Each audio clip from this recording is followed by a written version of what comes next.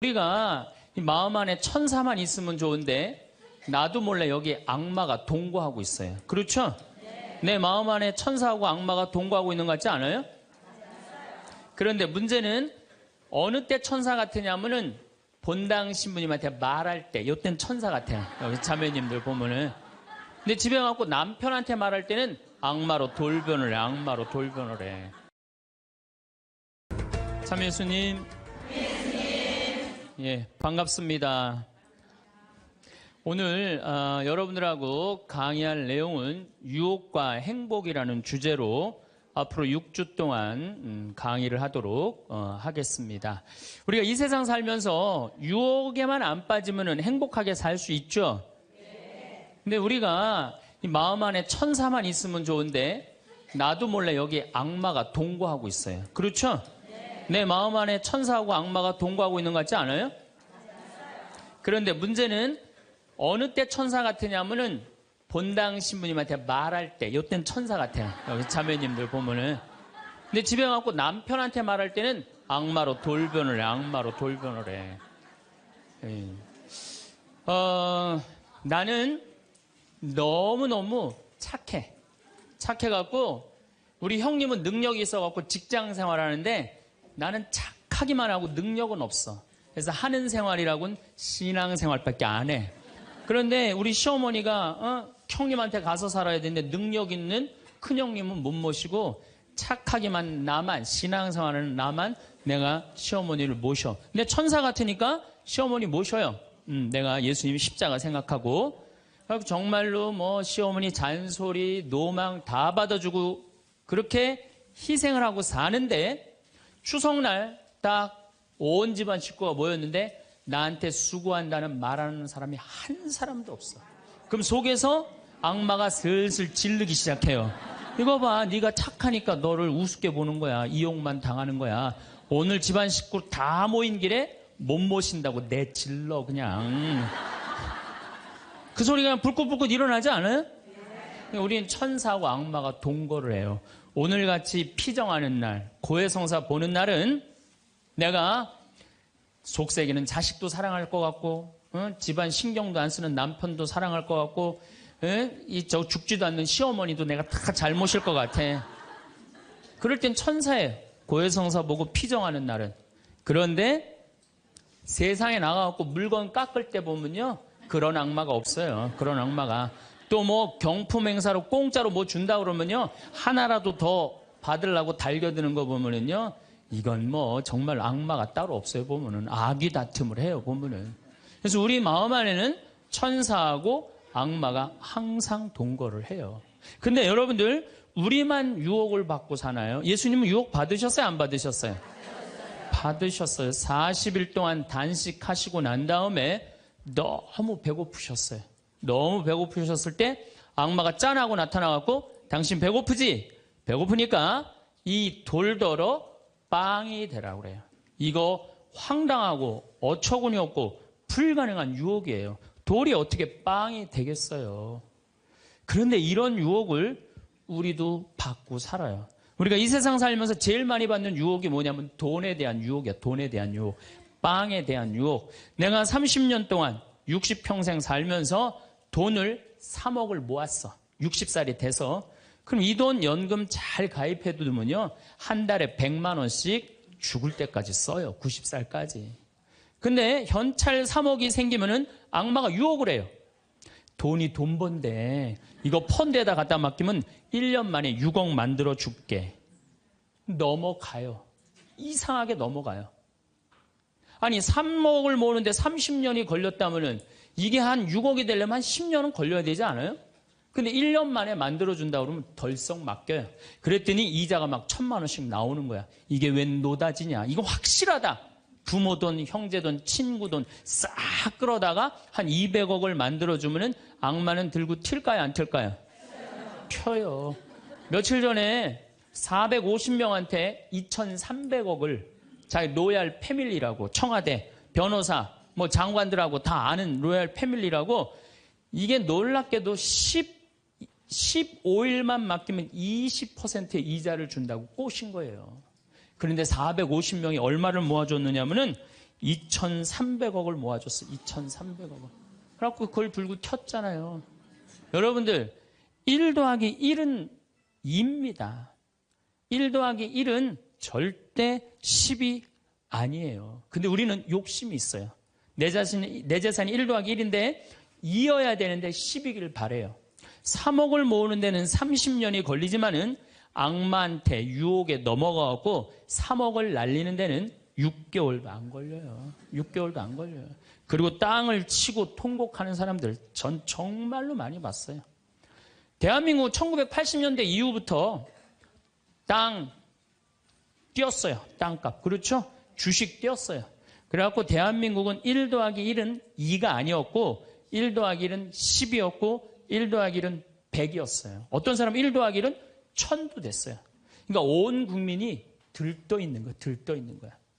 나도 1 더하기 1이 뭐가 될 수 있다? 100도 될 수 있고 1000도 될 수 있다. 이런 생각을 해요. 대표적인 게 뭐냐면 다단계야. 다단계. 내가 가정방문 다녀보면요. 집에 샴푸 잔뜩 있는 집 많아요.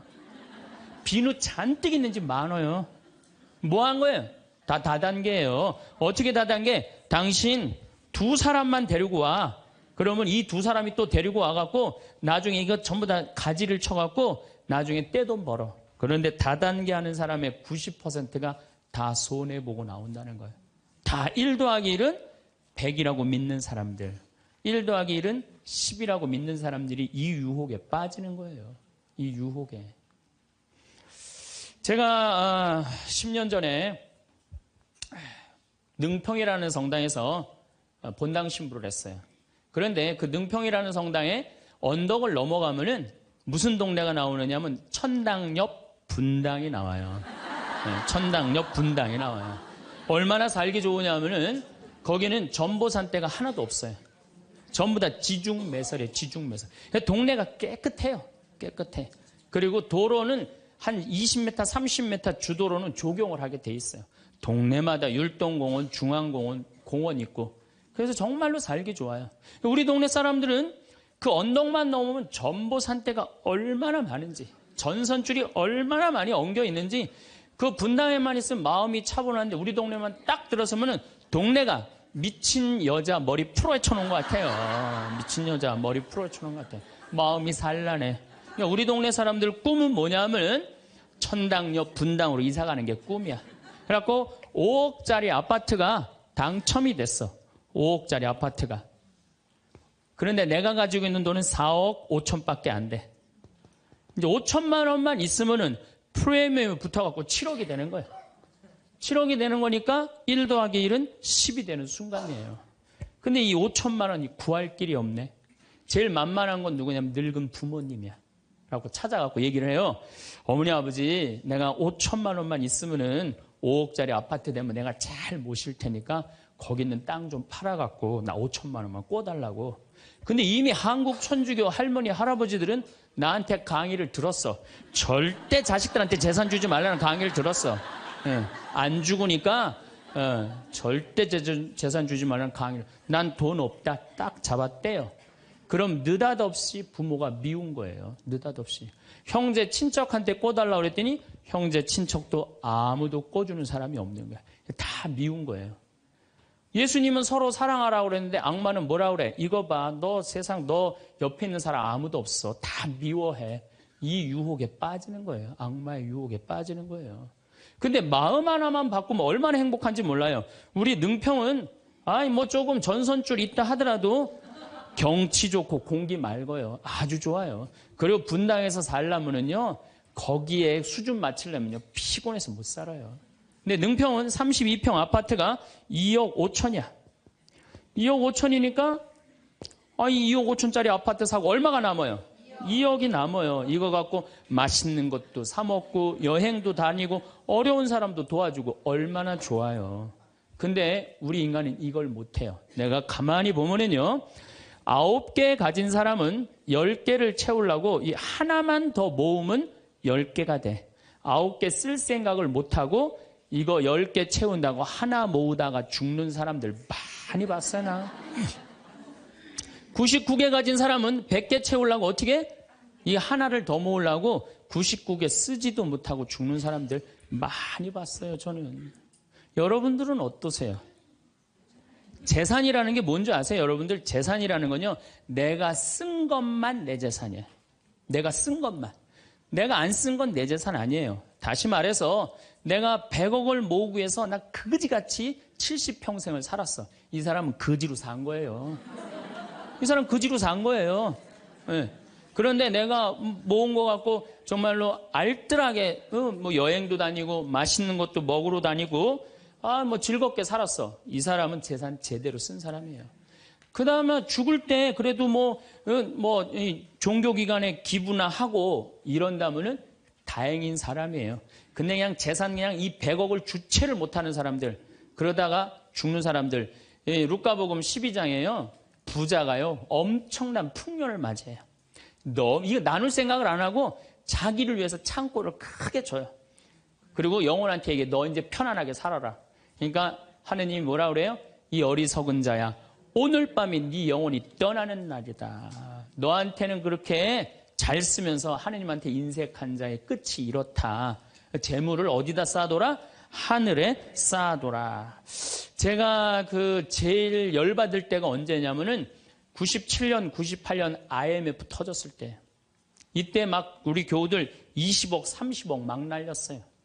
그래서 술이 그냥 떡이 돼갖고 와서 나한테 뭐라 그러냐면, 신부님, 이렇게 허무하게 날아갈 줄 알았으면 신축금이라도 많이 낼 걸 그랬다. 제일 열받을 때. 그럴 줄 알았으면 미리 해지. 왜 날리고 와서 나한테 그래. 열심히 산 사람들이 실패하고 울면은 동정이 가는데요. 땅 투기하다가, 주식 투자하다가, 노름하다가, 이거 재산 날리고 와서 눈물 흘리고, 자기 고통스럽다고 얘기하는 사람한테는요, 동정이 안 가요. 열심히 살다가 실패한 사람한테는 정말로 동정이 가는데, 주식 투자하다 돈 다 날리는 사람들 동정이 안 가요. 여러분들, 주식 투자를 하려면은요, 재산 우리 95% 투자자들이 다 실패해요. 왜 그런 줄 아세요? 1년 만에 샀다 팔았다 그래요. 워렌 버핏이라는 사람은 미국 최고의 부자예요. 지금 60년 동안 거의 주식을 했는데 610억 달러를 벌었어요. 주식으로만. 근데 그 사람은 한번 주식을 사면은 최소한 5년, 10년, 20년까지 그냥 쥐고 있는 거예요.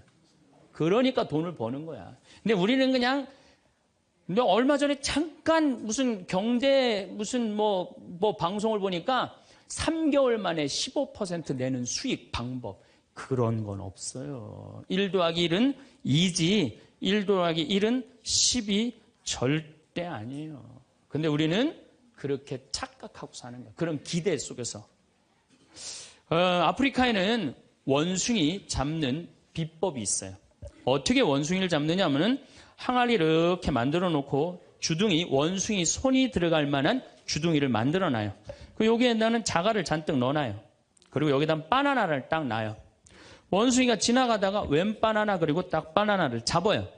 잡으면은 주먹이 커지는 거야. 바나나만 놓으면은 손이 빠지는데 잡은 바나나는 놓기 싫은 거야. 그러니까 이 무거운 항아리를 들고 이놈의 바나나 왜 안 빠지냐, 하루 종일 뛰어다니는 거야. 저녁에는 지쳐갖고 움직이질 못한대요. 그러면은 그 원숭이를 잡아서 먹는다는 거예요. 그런데 지금 여기 있는 여러분들 가운데서도 그 바나나를 못 놓고 계신 분들 많습니다, 지금. 네? 지금 땅을 쥐고 이러지도 못하고 저러지도 못하고 괴로워하는 사람들 많아요. 주식 사놔갖고 그냥 이러지도 못하고 저러지도 못하고 전전긍긍하는 사람들 많아요.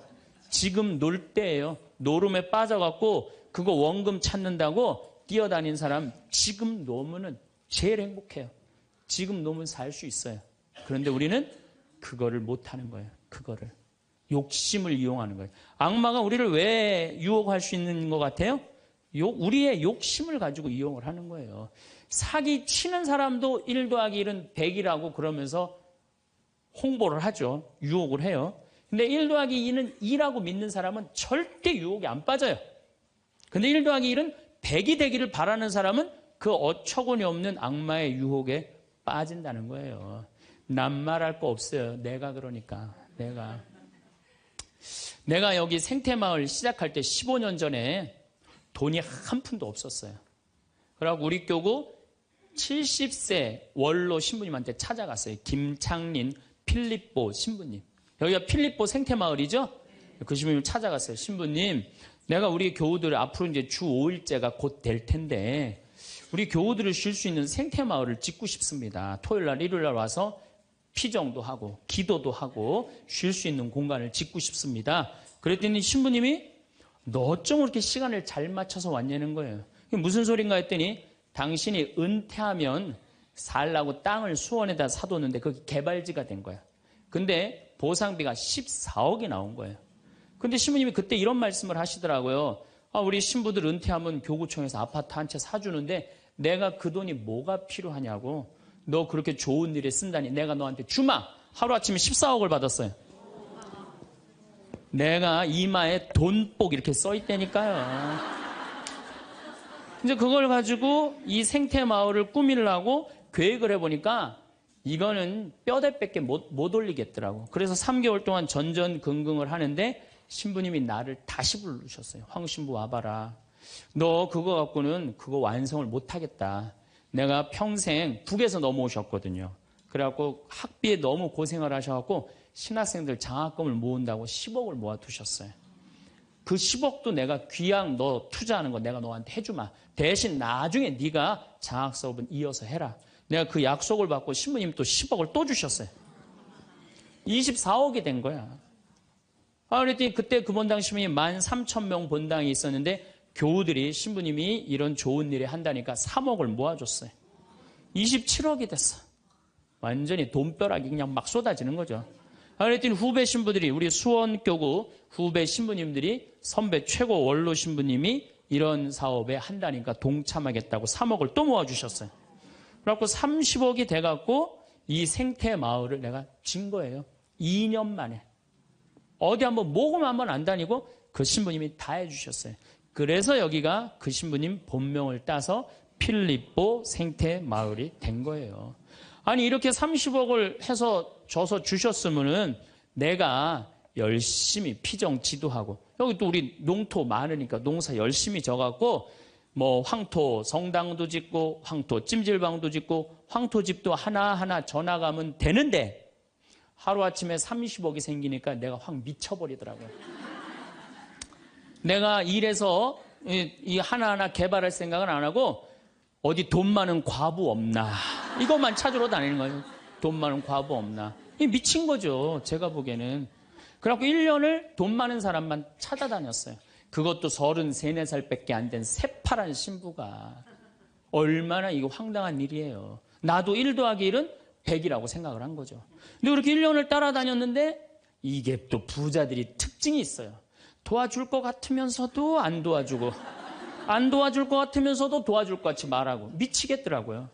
내 마음 안에 평화가 하나도 없더라고요. 그런데 사도 바오로가 데살로니가 후서 3장 6절서부터 10절까지 내 머리를 한 대 때렸어요. 일하기 싫은 사람은 먹지도 말아라. 나는 교회에 주님의 말씀을 전하지만 성도들한테 피해를 주기 싫어서 밤낮으로 일을 했다. 금을 짜는 일을 했다 이거예요. 그래 내가 열심히 농사 짓고 된장, 간장, 고추장, 청국장 우리 콩 있으니까 여기 또 지역 주민들하고 콩 계약 재배하고 그렇게 하면 되지. 그래갖고 그때부터 벌써 14년 전이네요. 그때부터 된장, 간장, 고추장, 청국장, 김장 농약 안 친 걸로 김장하고 요즘은 또 청국장 가루 이거 아주 너무너무 좋아갖고 오늘도 벌써 2가마를 띄웠는데 다 팔렸어요. 그러니까 내가 이걸 한 첫 해는 판매액이 1억이었는데 작년에는 17억이에요. 너무 즐거운 거예요, 사는 게. 저 신부님 떼돈 버나 보다. 떼돈은 남지 않아요. 원료값이 너무너무 많기 때문에. 그렇지만은 내가 우리 교우들한테 농약 안 친 거, 먹을거리 제공해주고, 이 지역에 지금 3만 평 농약 안 치고, 농사 짓고, 여기 50명 주민들한테, 여기 주민들 지금부터 농한기거든요. 근데 여기 주민들은 지금 내년 2월 달까지 저기 메주 띄우고, 청국장, 생청국장, 청국장 가루, 한 30명이 와서 계속 일을 해요. 얼마나 좋아요. 그냥 이러면서 내가 행복하게 살면 되는데, 아니 내가 미쳐갖고 그냥 한 1년 동안 돌아다닐 때는 마음이 평화롭지가 않더라고요. 여러분들 남의 재물을 탐낼 때부터요. 그때부터 평화는 깨지는 거예요. 남의 재물을 탐낼 때부터. 여러분들 우리 고모가 하나 있어. 근데 이 고모가 친척이 나라고 조카라고 나 하나밖에 없어. 근데 시집을 안 갔네 이 고모가.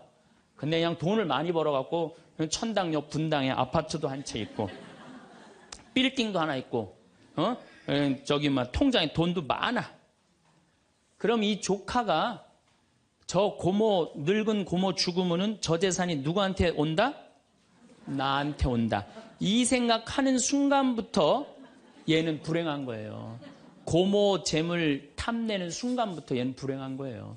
남의 재물을 탐내면 안 되는데 악마는 뭐라고 우리한테 유혹을 하느냐면 남의 재물을 탐내라고 유혹을 해요. 우리 어머니 아버지가 잘 살아. 저 재산 나한테 오겠지. 그때부터 얘는 일 안 해요.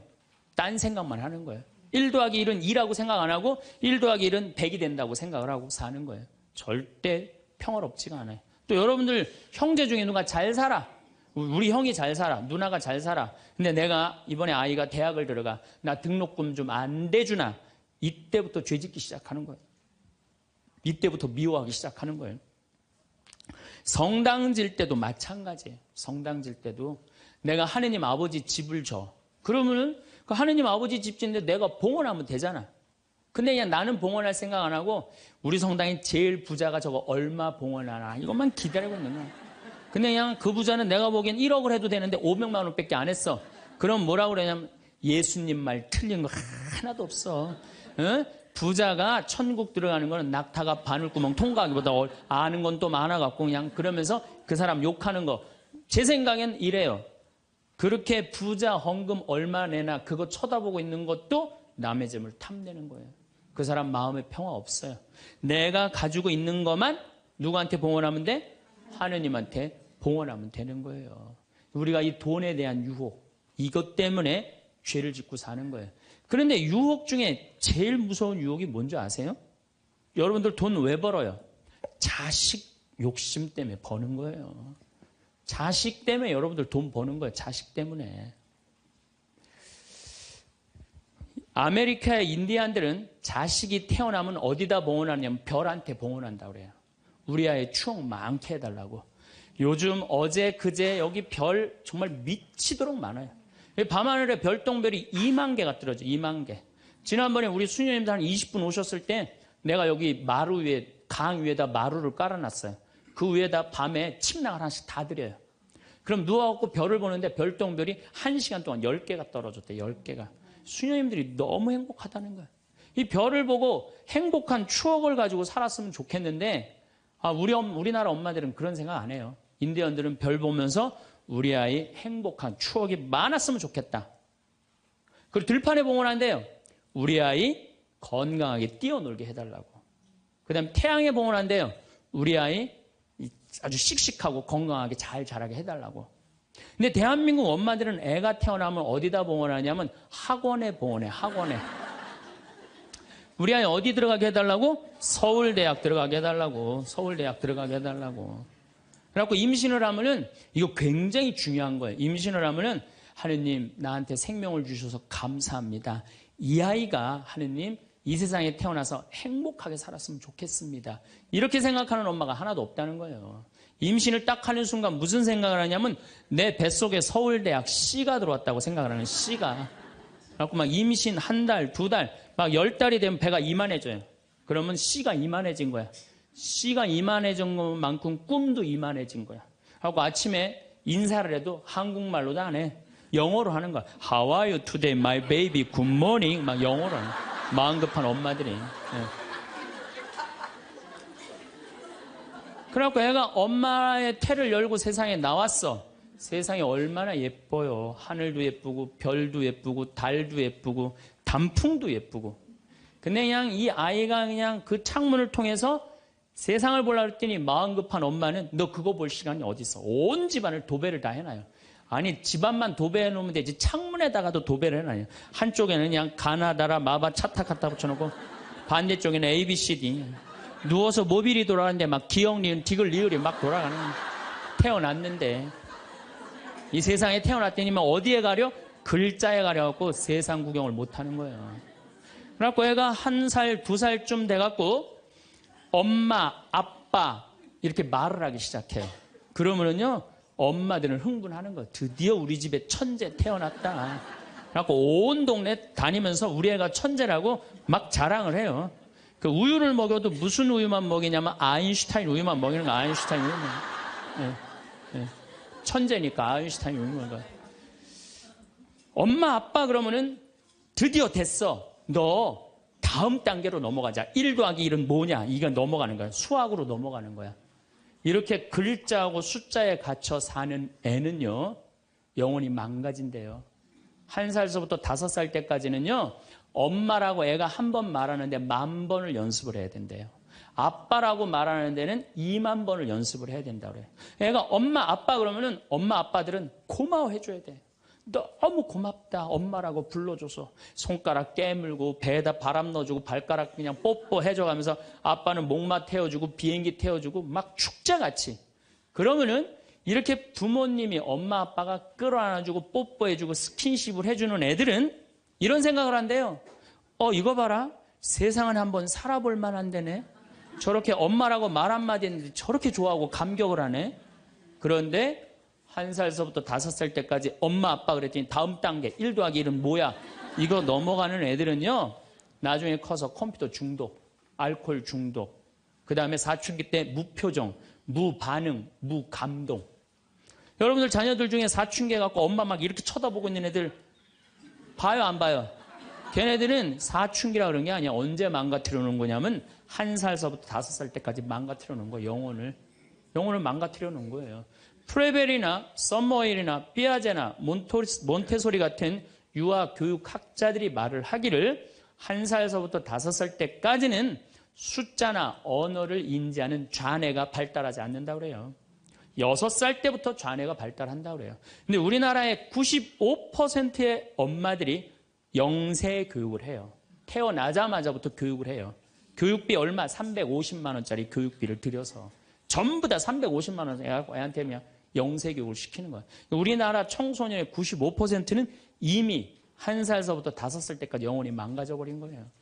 그래갖고 그냥 5살 때 돼갖고 그냥 텔레비에 나오는 글자 모르는 글자가 없어. 5년 동안 공부했으니 애가 모를 리가 있어요. 모르는 글자가 없어. 그냥 쫙쫙 읽어대. 그러면 나한테 데리고 와요. 신부님 우리 애가 천재인가 보라고. 왜요? 텔레비에 나오는 글자 모르는 글자가 없어요. 안수기도 해달라는 거. 그럼 내 걔 머리에 손 얹고 뭐라고 기도하느냐면 이제 네 인생은 쫑났다. 내가 이렇게 기도한다니까. 걔 인생은 쫑난 거예요. 걔 인생은. 근데 이 사실을 아무도 몰라요. 아무도. 그래갖고 천재인 줄 알고 초등학교에 넣어놨더니 40명 중에 20등 해갖고 오는 거야. 받아쓰기 100점 중에 50점 받아오고. 그러면은 여러분들 자녀들이 5살 때 여러분들이 뭐라고 얘기를 하냐면 우리 아들 대통령 될 거라고, 우리 아들 의사 될 거라고, 변호사 될 거라고, 판검사 될 거라고. 그게 여러분들 행복한 외침이라고 생각하세요? 그게 여러분들을 불행하게 만드는 거예요. 그냥 내 아이가 생긴 대로 네가 하고 싶은 거 나중에 해라. 이런 사람은요 실망하지 않아요. 근데 막 5살 때 꿈에 부풀어 있는 거야. 대통령 될 거다, 판검사, 뭐 변호사 될 거다. 그랬는데 그냥 초등학교 딱 들어갔는데 40명 중에 20등 딱 해갖고 오고 100점 중에 50점 받아오면 이때부터 실망하기 시작하는 거야. 근데 문제는 얘는 이걸 받고 괴로워하지 않아요. 되게 공부 못하는 애들이요, 성격이 느긋한 애들이 공부를 못해요. 내일 시험인데도 아무 근심 걱정 없이 막 놀이터에서 막 노는 애들, 걔네들이 공부 못하는 거거든요. 그냥 자기는 괴롭지도 않고 놀이터에서 놀면은 엄마는 그런 애를 보면 눈에서 광선이 나가는 거야. 광선이. 분노의 광선이 나가는 거야. 저놈의 새끼 저거 받고 저렇게 논다고. 아무리 때려도 말을 안 들어. 그냥 계속 40명 중 20등 해갖고 오는 거야. 그러면 엄마는 슬프지만 괴롭지만 힘든 결정을 다시 한번 해요. 우유를 아인슈타인 우유에서 서울 우유로 바꿔요. 서울 우유로.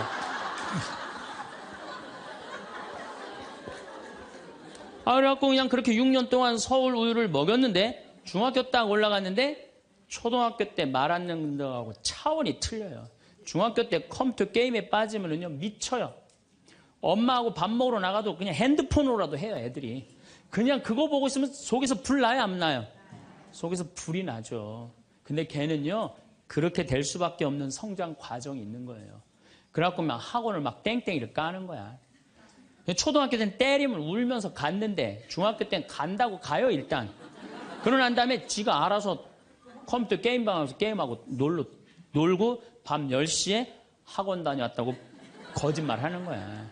그러니 안 그래도 꼴보기 싫은데 그냥 불이 나는 거야. 이미 학원에서 전화 받은 내가 안 왔다고. 그럼 이놈의 새끼 어디서 거짓말 하느냐고 때리려고 그러는데 이게 너무 커갖고 손이 닿아요, 안 닿아요? 안 닿아요. 이놈의 새끼 애는요, 엄마가 때리려고 하면 힘도 안 들여. 왜 이러냐고. 고개만 젖히면 그냥 막 날아가는 거야. 고개만 젖히면 손이 닿지도 않아. 그러면 또 멱살을 끌어내려갖고 그냥 이놈의 새끼 어제 엄마 때리는데 피하느냐고 그러면은 그때서 아이가 엄마 손을 딱 잡고 흰 눈동자 95%, 까만 눈동자 5%, 엄마보다 눈을 더 뒤집어 확 뒤질 거야. 왜 이러냐고. 나 좀 제발 놔두라. 나 공부하는 거 지겹다고. 엄마를 확 밀쳐내요. 그럼 엄마는 그냥 마룻바닥에 확 널브러지면서 마룻바닥을 움켜쥐고 너무 슬프지만은 힘든 결정을 다시 한번 해요. 우유를 서울우유에서 연세우유로 바꿔요. 연세우유로. 연세우유로 이제 바꿔갖고 그냥 먹었는데, 고등학교 올라갔는데 이놈이 이거는 뭐 내가 보기에는, 여러분들 중학교 때는요, 애가 말도 못하고 반항을 하는데 고등학교 때는 차원이 틀려요. 어떻게 틀리냐면 엄마 아빠는 뭘 잘 살아서 나한테 잘 살라고 그러느냐고, 당신들이 나한테 해준 게 뭐 있느냐고 말도 못하는 거예요. 이때는 어떤 상황에 들어가느냐면 동네 자랑도 못해. 친척한테 아무 자랑도 못해. 조금만 있으면 이제 대학 금방 탈로가 나게 생겼는데, 5살, 6살 땐 대통령이다, 천재다, 뭐 생 난리를 하고 돌아다녔는데, 고등학교 땐 완전히 소가리를 하는 거예요. 완전히 소가리를 하는 거예요. 그리고 말도 못하는 게 한마디 하면 아들이 그냥 주먹으로 그냥 문치면 문이 뻥뻥 뚫리니까 무서워서 말도 못하는 거예요. 그러면 그냥 동네도 말 못하고 그냥 집에서도 말 못하고 엄마만 속병이 드는 거예요. 너무 슬프지만은 아무도 모르게 힘든 결정을 다시 한번 해요. 우유를 연세우유에서 건국우유로 바꿔요.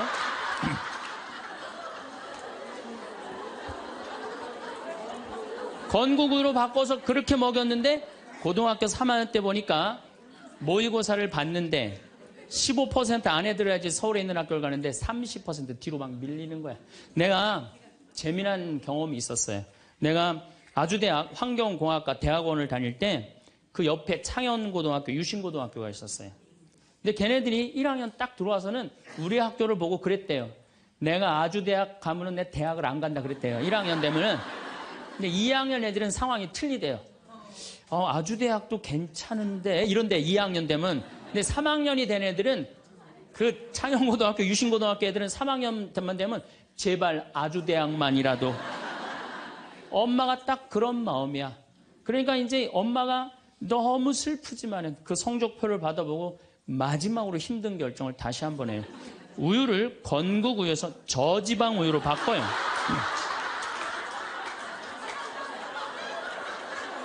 저지방 우유로 바뀌는 거예요. 그래갖고 그냥 제발 지방대학은 가지 말라고. 그래갖고 그냥 지방대학 그렇게 가지 말라고 저지방 우유를 먹었는데 애가 결국은 지방대학을 갔어. 이때부터 자식이 미운 거예요. 자, 여러분도 한번 생각을 해봐요. 그 소중한 자식 태어났는데 처음부터 네 생긴 대로 살아라 그랬으면 20년 동안 사랑이 쌓였을 거예요. 근데 처음부터 자기가 먼저 대통령, 판검사 목표 설정해놓고 애가 따르지 않는다고 애를 미워한다. 애가 잘못하는 거 부모가 잘못하는 거예요. 나는 100번 부모가 잘못한다고 생각을 해요. 공부 못하면 어때요? 애가 건강하고 자기 행복하게 살면 되지. 내 목표에 애가 따르지 못한다고. 그리고 애들이 공부 못하는 거는 누구 머리 닮아서 공부 못해요? 여러분들 남자 여자는 XY고 여자는 XX죠? 그런데 이 Y 유전자는요, 성을 결정하는 아주 최소한의 정보만 갖고 있어요. 대개 X 안에 모든 게 다 들어있어요. 그러니까 엄마 아빠한테 갖고 와봤자 엄마 걸 더 많이 갖고 와요. 그러니까 애들이 공부 못하는 건 거의 엄마 닮아서 공부 못하는 거예요. 아니 그러면은 애가 공부 못하면 자기 머리를 떨어야지 왜 애를 괴롭혀요? 그러니까 우리나라 초등학교, 중고등학교, 대학생 중에 부모하고 제일 사이 나쁜 세대가 대학생이 제일 나빠요. 그 정도는 부모하고 마음이 통해야 되는데, 말이 통해야 되는데 말이 안 통하는 거예요. 그냥 부모 싫다고 떠나가는 거예요. 자식 놓치는 거죠. 영원히 떠나가는 거예요. 자, 그런데 신부님, 내 아이는 너무 똑똑해요. 아주 착해요. 반에서 1등, 전교에서 1등 해갖고 서울대학 갔어요. 그런데 서울대학 간 자식도 사실은 별로 소용없어요. 서울대학 가갖고 얘가 졸업을 해갖고 삼성에 취직을 했어. 출근을 했는데 내가 나눴는데도 어쩜 저렇게 잘생겼어. 빛이 번쩍번쩍 나. 그렇게 빛이 번쩍번쩍 나. 너무 보기 좋은 거야. 내 자식이지만. 그런 자식일수록요, 잘하는데 아무런 도움도 주지 않은 나보다 훨씬 예쁘고 훨씬 젊은 여우 같은 며느리가 나타나서 낚아채 가는 거예요. 그날로 끝나는 거예요. 그날로. 여러분들, 옛날에는 부모 자식이 끈끈했어요. 왜 옛날에는 부모 자식이 끈끈했느냐면 평균 연령이 46세였을 때 100년 전만 해도 46세까지 밖에 못 살았어요. 20살에 결혼해갖고 내 나이가 40이 되면은 자식은, 큰아들은 나를 40 먹은 나를 몇 년만 모시면 되냐면 6년만 모시면 돼. 6년. 모실만해? 안 모실만해? 부모 6년 모시는 거 모실만해요. 그런데 부모가 46에 돌아가셨어. 그럼 내 효도 더 받아 먹으라고 3년 심효살이를 했어요. 산소 옆에 초막을 져서. 근데 만약에 40살 난 부모님이 돌아가시려고 그러면요, 20살 난 자식이 손가락 깨물어서 단지해줬어. 입에다가. 죽지 말라고. 옛날에 만약에 부모님이 돌아가려고 그러는데 손가락 끊어갖고 단지를 안 하는 동네에서, 자식이 있으면 동네에서 손가락질했어요. 저 자식 부모 돌아가려고 그러는데 손가락도 안 끄는 놈이라고. 옛날에는요, 자식들이 부모한테 애절했어요. 그런데 애절한 이유가 부모의 은혜가 고마워서 그걸 효도를 하려고? 전혀 이유는 다른 데 있어요. 동생이 17살, 14살, 11살, 8살, 5살, 2살이야. 아니 이렇게 줄줄이 나눠놓고 지금 이거 누가 키워야 돼? 장남이 키워야 돼. 장남이. 그러니까 죽어도 언제 죽어라? 2살까지 키워놓고 죽어라. 만약 우리 부모님이 2살까지 다 키워놨어. 그때까지 부모님이 살아있으면요, 얘를 시집 장가 보낼 때까지 살아있으면 너무 고마웠고 차려준 잔치가 환갑잔치예요. 그리고 진짜 오래 살았다고 차려준 잔치가 진갑잔치예요. 이게 나아갈 진짜를 써. 60에서 더 나갔다. 이거 나가지 말아야 되는데 더 나갔다 이거예요. 그래서 진갑잔치야. 그리고 만약에 70까지 살았다. 이거는 두보의 시에 나오지만은 옛날부터 70까지 사는 것은 고자, 고래희, 희박하게 온다 이거야. 70까지 사는 사람은 희박하다. 그래서 고희라는 단어를 쓰는 거예요. 이거 옛날엔 70까지 어떻게 살아요? 근데 요즘은 60 넘어도 갈 생각 해야 안 해요? 자, 나 60 넘었다. 손 들어보세요. 여기 좀 별로 없을 것 같은데 손 들어보세요. 이게 문제라는 거예요. 60이 넘었으면 가야지. 평창으로 오면 어떻게 해? 평창으로 오면. 그런데 요즘 우리 직원들이 말을 하기를 뭐라고 그러냐면, 신부님 70이 됐는데요, 아줌마 같은 분들이 너무 많다는 거예요. 70에도 요즘 아줌마 같아요. 그래서 70에도 총각 같은 사람도 많아요. 예. 우리 아버지가 그래요. 아버지가 80인데도 총각 같아요. 지금 60세 되신 분들은 100살까지 삽니다. 몇 년 남았냐면 40년 남았어요. 40년. 지금 50살 되신 사람들은 110살까지 살아요. 몇 년 남았냐면 60년 남았어요. 60년. 자, 아니 오늘 방송에서 뭐라고 그랬냐면은 2040년에 평균 연령이 190살이라고. 90살. 2040년. 자, 그렇다면 여기 지금 50대신 분들 2040년이면은 80대예요. 그때 평균 연령 90이에요. 그럼 그때 다 100살 넘게 산다는 얘기예요. 제 말이 그냥 허투루 하는 말이 아니에요. 지금 40 넘은 사람들은 120살까지 살아요. 여러분들 120살까지 살 때 자식이 나 효도할 수 있어요? 노 갈등이 생기는 거예요. 노 갈등. 늙은 자식과 늙은 부모의 갈등이 생기는 거예요. 제가 대전에 가서 강의를 했어요. 강의를 했는데 노인대학에 가서 강의를 했어요. 그랬더니 할아버지 한 분이 오셔서 머리가 하얀 할아버지야. 신부님 제가 75인데요. 나 엄마 때문에 힘들어서 죽겠다는 거예요. 무슨 소린가 했더니 98살 먹은 엄마가 그렇게 잔소리라고 힘들게 한다는 거예요. 이거 먹고 싶다 저거 먹고 싶다. 자기도 힘들어 죽겠는데 98살 먹은 엄마 때문에 힘들다는 거예요. 그래서 이제는 노 갈등, 늙은 부모와 늙은 자식의 갈등이 생기는 거예요. 또 얼마 전에는 하나투어에서 난리가 났어요. 96살 먹은 할아버지가 배낭여행을 신청을 한 거예요. 96살짜리 할아버지가. 그래갖고 그냥 하나투어에서 이걸 어떻게 해야 되느냐 그래갖고 할아버지한테 전화를 했어요. 할아버지 96은 배낭여행 안 됩니다. 그때는 할아버지가 화를 내면서 걱정하지 말아라. 난 아들하고 가니까 우리 아들이 다 잘해줄 거다. 아들이 몇 살인데 그러냐고. 우리 아들은 70살이다. 70살. 여러분들 우리나라가 지금 100살 이상이 몇 명이냐면은 1700명이에요.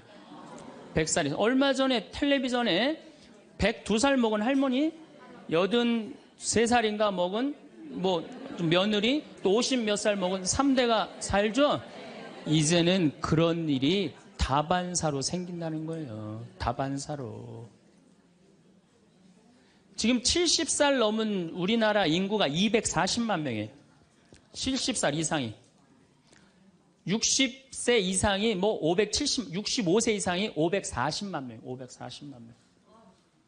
초등학교 애들이 310만 명이에요. 그러니까 요즘 길에 나가보면요.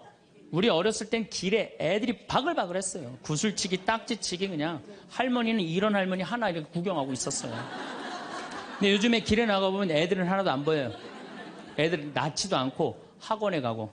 길에 나가면 누구만 바글바글 하냐면 할머니, 할아버지들만 바글바글하고 돌아가요. 21세기는 그래서 노인의 시대라는 거예요. 여러분들은 그런데 더 심각한 건 지금 70, 80 되신 분들은 그나마 이제까지 살아왔어. 이제 10년, 20년만 하면 견뎌요. 여러분들은 앞으로 50년, 60년 남아있어요. 그 인생에 대한 설계가 준비되어 있습니까? 안 돼 있습니까? 안 돼 있어요. 자, 여러분들 나는 그래도 늙어서 자식하고 삽니다. 난 너무너무 행복합니다. 그런 할머니는 정말로 정신없는 할머니예요. 나이 먹으면 눈두덩 쳐져요, 안 쳐져요? 눈가 쳐져요, 안 쳐져요? 볼 쳐지고 입술 쳐져요. 그럼 자식하고 사는 할머니, 나는 저녁 먹고 화도 안 났어. 화도 안 나고 그냥 텔레비를 보고 있는데 어떻게 하고 보고 있느냐면 이러고 보고 있는 거예요. 이러고. 아들이 지나가다가 뭐가 화가 나는 일이 있어서 저러나. 제가 요즘 초등학교 강의를 많이 나가요. 초등학교 자모들. 예뻐요. 예뻐요. 정말로 예뻐요. 그냥 그 자모들이 이렇게 화장을 하고 오는데 웃으면은요 눈꼬리 쫙 올라가고 입꼬리. 그러니까 그냥 화장들을 어떻게 연필로 막 위로 그리고 오잖아요. 위로 그리고. 그런데 우리 할머니들은 아무리 그려도 결국은 떨어져요. 결국은 떨어져요. 문제는 아들은 괜찮아요. 며느리가 무슨 죄가 있어요? 며느리가 이제 저녁 차려놓고 시어머니 식사하시라고 문을 딱 두들겼어. 방문을 딱 열었는데 또 이 시어머니 전기세 아낀다고 불은 꺼놓고 깜깜한 방에서 텔레비만 보고 있는 거야. 텔레비만. 그래갖고 그냥 밥 먹으라고 그랬는데 머리 하얀. 밥 먹으라고 그러냐? 문을 열 때마다 그냥 심장이 떡떡 떨어지는 거예요. 심장이 떡떡 떨어지는 거예요. 여기 우리 응암리라는 곳에 92살인가 91살 먹은 친정엄마를 63살 먹은 딸이 모시고 들어왔어요. 근데 이 자매가 하는 말이 자기는 평창에 들어와갖고 밤에 깜깜한 것도 하나도 안 무섭고 짐승 소리도 하나도 안 무섭대. 뭐가 제일 무서우냐면 아침에 밭에 나가고 일하고 들어오고 이제 아침 먹으러 딱 들어오면은 엄마가 거실 정가운데 소파에 앉아갖고 91살 먹은 엄마가 이러고 쳐다보는 게 제일 무섭대, 제일 무섭대. 자, 그렇다면은 여러분들은 나이 60이 돼서 여러분들 옆에 있을 사람은 누굴까요? 그렇죠. 남편이에요. 남편인데 이 사실을 30년 동안 까맣게 까먹는 거예요. 이 사실을 30년 동안 까맣게 까먹고 누구한테 30년 동안 미쳐 있어요? 자식한테 미쳐 있는 거예요. 자식한테 미쳐 있다가 이제 자식이 떠나면은 이런 생각을 해요. 나는 그동안 자식 키우느냐고 애썼으니까 이제는 찜질방도 가고 평창 생태마을 피정도 좀 가고 성주순례도 가고 내가 편안하게 살으리라 이런 생각을 하는데 전혀 예상치 못한 일이 벌어져요. 남자는 무슨 생각을 하냐면 30년 동안 떠돌아다니다가 귀소 본능이 생겨요. 이제는 마누라한테 돌아가리라 이런 마음이 들어요. 여자는 이제 편안하게 살려고 그러는데 남자는 귀소 본능이 생기는 거예요. 이때부터 부부 사이에 갈등이 생기는 거예요. 이때부터 전혀 부부의 사랑을 생각하지 못하고 자식한테만 미쳐있고 남자는 바깥에만 미쳐있다가 60에 딱 만나갖고 젊었을 때는 그렇게 맛있는 거 차려놓고 여보 일찍 들어와 그래도 안 들어오더니 이제 60 넘어서 굳이 집에 안 들어와도 되는데 때 따라 철 따라 찾아 들어오면 신경질이 나요 안 나요? 여러분들 며칠 전에 할머니들이 72%가 할머니들이 할아버지 뒷바라지하기 싫다고 그랬잖아요. 나왔죠? 그러니까 이게 심각한 문제예요. 어떻게 할 거야? 이거는 다음 시간에 이야기하도록 하겠습니다. 네, 감사합니다. 황창현 신부님의 명강의 잘 들으셨나요? 우리 마음 안에 천사와 악마가 함께 공존하는데 악마의 욕심으로 인해 그 유혹에 넘어가서 남의 재물을 탐낼 때 마음의 평화가 깨진다는 말씀이 너무 공감되는 강의였어요. 마음의 욕심을 다스리는데 도움되는 명언 공유합니다. 마음의 욕심을 다스리는데 도움이 되는 명언들은 다음과 같습니다. 마하트마 간디 세상에는 모든 사람의 필요를 충족시킬 만큼 자원이 충분하지만 모든 사람의 욕심을 채우기에는 부족하다. 라오츠 만족함을 아는 자는 풍족하고 탐욕스러운 자는 가난하다. 에픽테토스 행복은 우리가 가진 것에 대한 감사함에서 나오지 우리가 더 많이 원하는 것에서 나오지 않는다. 불경 욕심을 부리는 자는 만족할 줄 모르고 만족할 줄 모르는 자는 행복하지 않다. 존 러스킨 욕심은 사람의 마음을 좁게 만들고 감사는 사람의 마음을 넓게 만든다. 아리스토텔레스 중용을 지키는 사람은 과도한 욕심을 부리지 않으며 필요 이상의 것을 추구하지 않는다. 이 명언들은 우리에게 마음의 욕심을 다스리고 현재의 삶에 만족하며 감사하는 태도의 중요성을 상기시켜줍니다. 오늘도 건강과 평온이 함께이시기를. 감사합니다.